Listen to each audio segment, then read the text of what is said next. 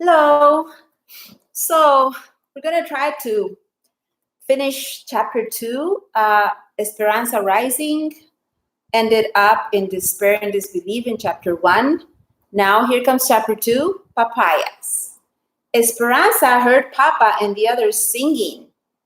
They were outside her window and their voices were clear and melodic.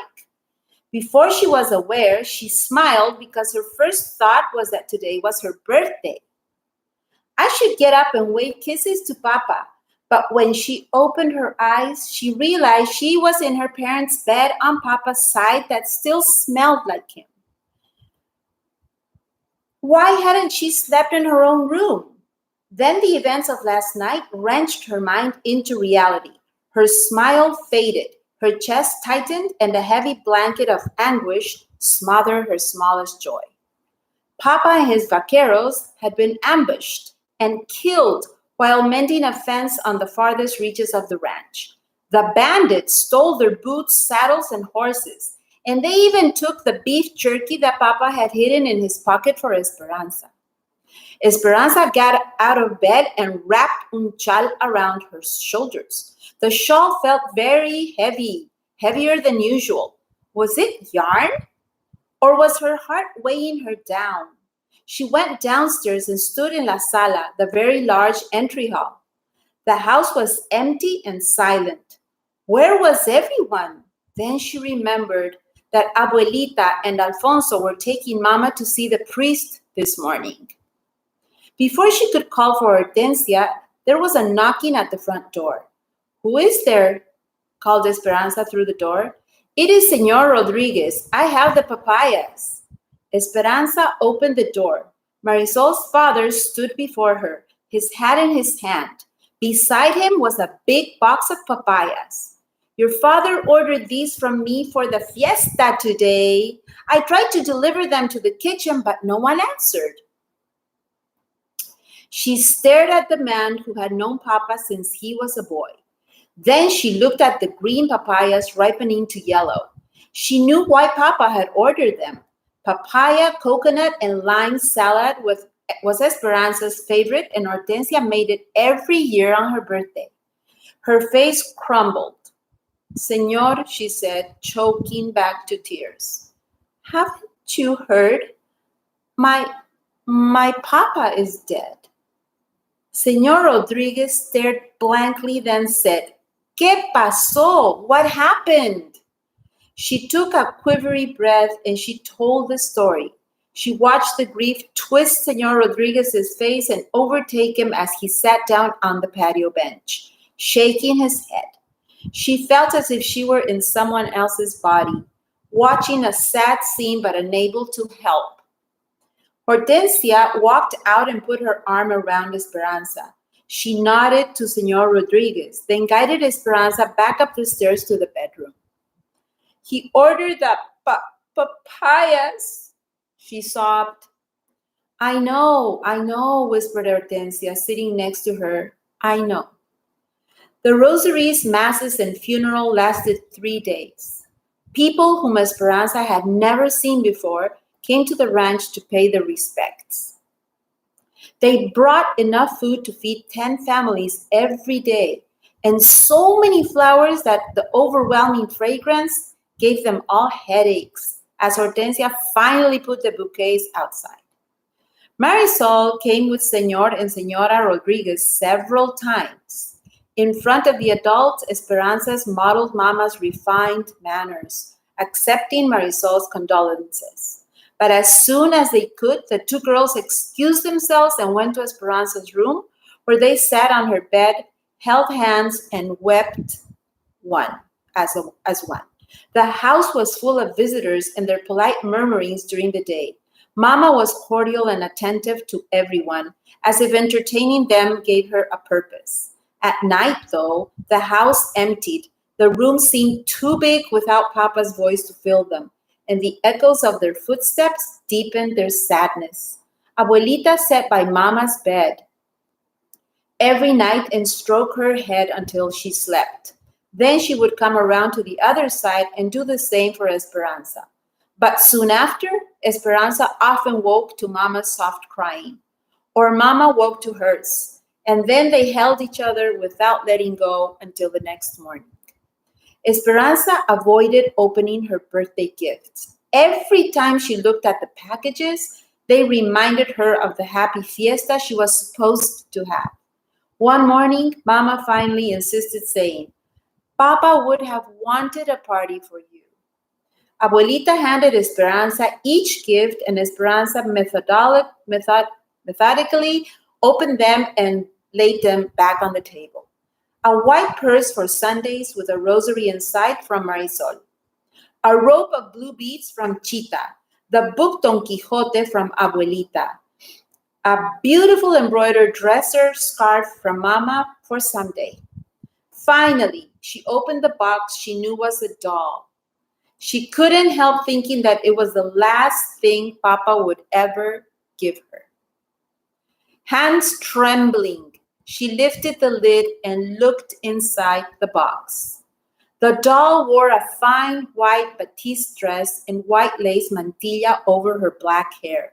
Her porcelain face looked wistfully at Esperanza with enormous eyes. "Oh, she looks like an angel," said Abuelita, taking her handkerchief from her sleeve and blotting her eyes. Mama said nothing but reached out and touched the doll's face. Esperanza couldn't even talk. Her heart felt so big and hurt so much that it crowded out her voice. She hugged the doll to her chest and walked out of the room, leaving all the other gifts behind. Tío Luis, Uncle Luis, and Uncle Marco came every day and went into Papa's study to take care of the family business. At first, they stayed only a few hours, but soon they became like La Calabaza, the squash plant in Alfonso's garden, whose giant leaves spread out, encroaching upon anything smaller.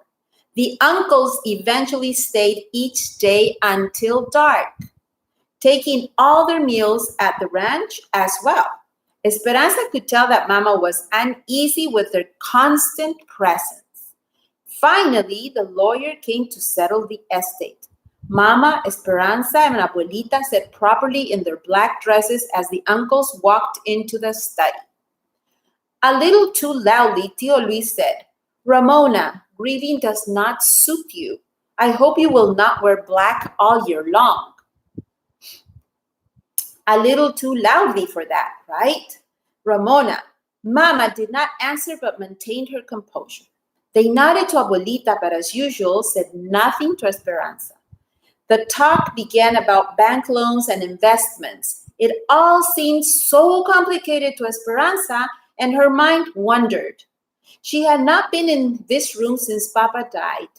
She looked around at Papa's desk and books, Mama's basket of crocheting with the silver crochet hooks that Papa had bought her in Guadalajara, the table near the door that held Papa's rose clippers, and beyond the double doors, his garden.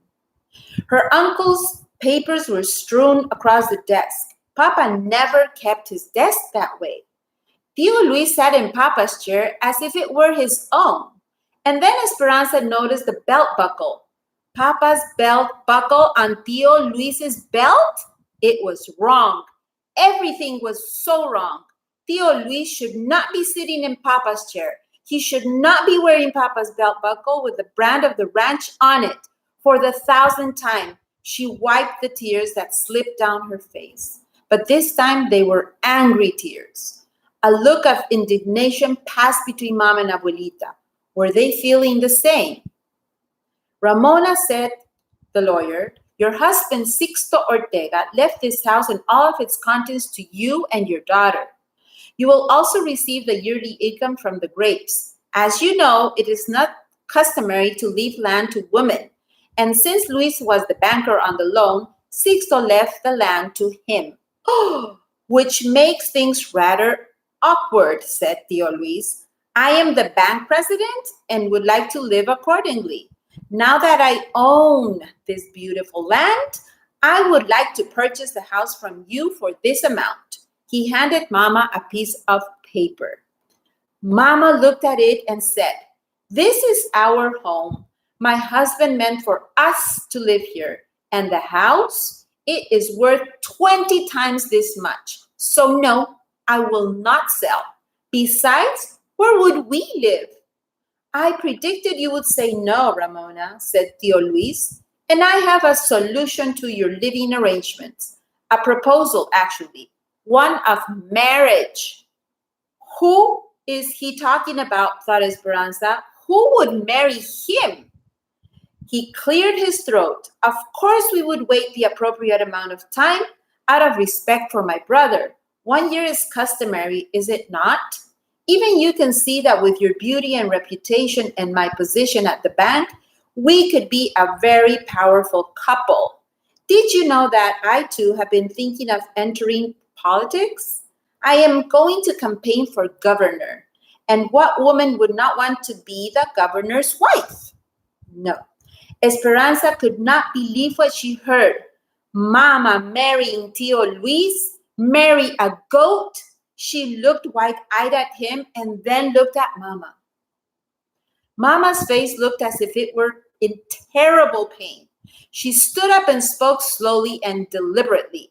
I have no desire to marry you, Luis, now or ever.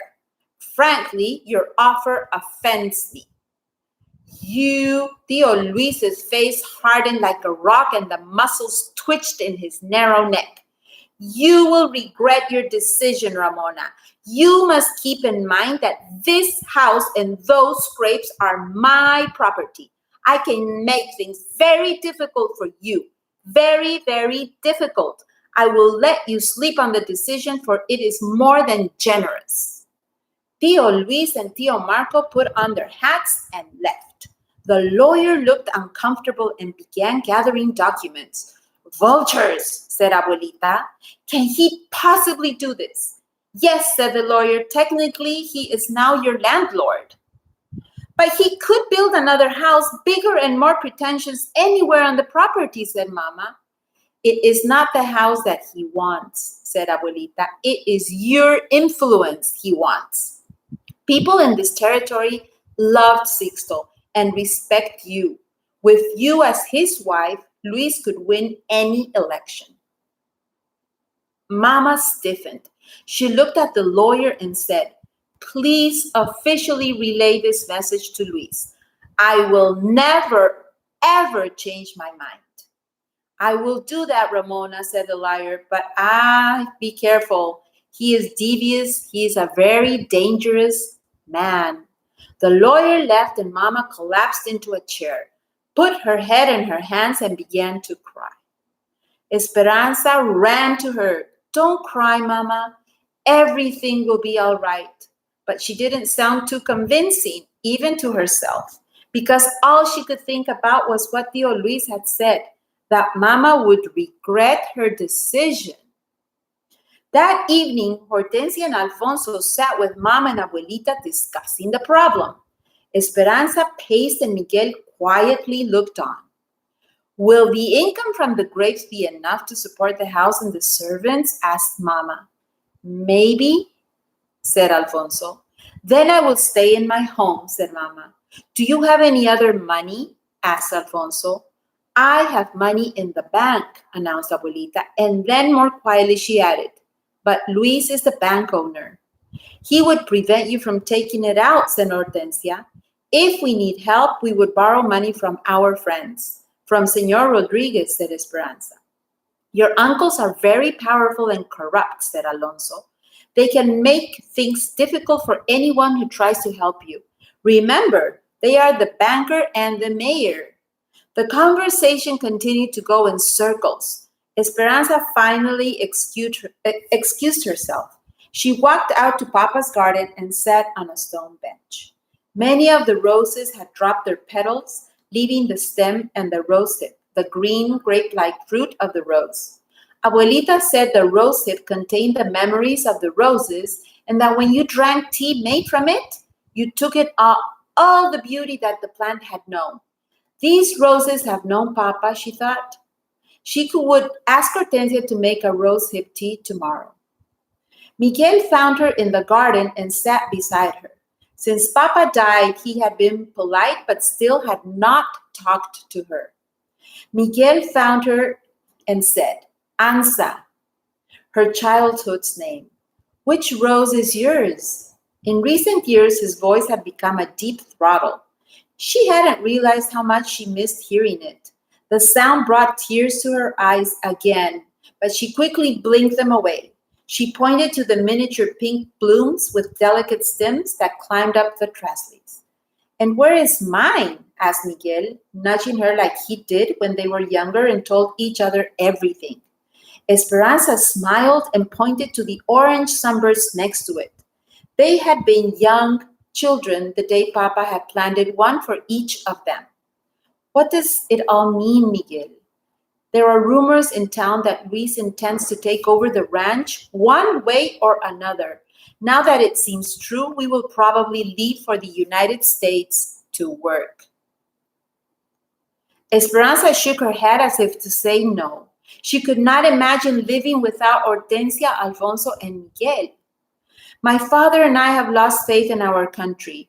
We were born servants here, and no matter how hard we work, we will always remain servants. Your father was a good man. He gave us a small piece of land and a cabin. But your uncles? You know their reputation. They would take it all away and treat us like animals. We will not work for them. The work is hard in the United States of America, but at least there we have a chance to be more than servants. But Mama and Abuelita, we all need you. My father says we won't leave until it is necessary. He reached over and took her hand. I am so sorry about your papa. His touch was warm and Esperanza's heart skipped. She looked at her hand and his and felt the color rushing into her face. Surprised at her own blush, she pulled away from him. She stood and stared at the roses. An awkward silence built a wall between them. She glanced quickly at him. He was still looking at her with eyes full of hurt. Before Miguel left here, he said, You were right, Esperanza. In Mexico, we stand on different sides of the river. Esperanza went up to her room, thinking that nothing seemed right. She walked slowly around her bed, running her hand over the finely carved posts. She counted the dolls lined up on her dresser, 13, one for each birthday. When Papa was alive, everything was in order, like the dolls lined up in a row. She put on a long cotton nightgown with hand-sewn lace, picked up the new doll, and walked to the open window. Looking out over the valley, she wondered where they would go if they had to live somewhere else. They had no other family except Abuelita's sisters, and they were nuns in a convent. I won't ever leave here, she whispered to herself. A sudden breeze carried a familiar, pungent smell. She looked down into the courtyard and saw the wooden box still sitting on the patio. It held the papayas from Señor Rodriguez, the ones that Papa had ordered, that should have been served on her birthday. Their overripe sweetness now pervaded the air with such breath of wind. She crawled into bed beneath the linens edged with lace. Hugging the doll, she tried to sleep, but her thoughts kept returning to Tío Luis. She felt sick at the thought of Mama marrying her uncle. Of course, she had told him no. She took a deep breath, still smelling the papayas and Papa's sweet intentions. Why did Papa have to die? Why did he leave me and Mama? Why? She closed her eyes tight and did what she tried to do each night. She tried to find the dream, the one where Papa was singing the birthday song. Okay, for now, that's it.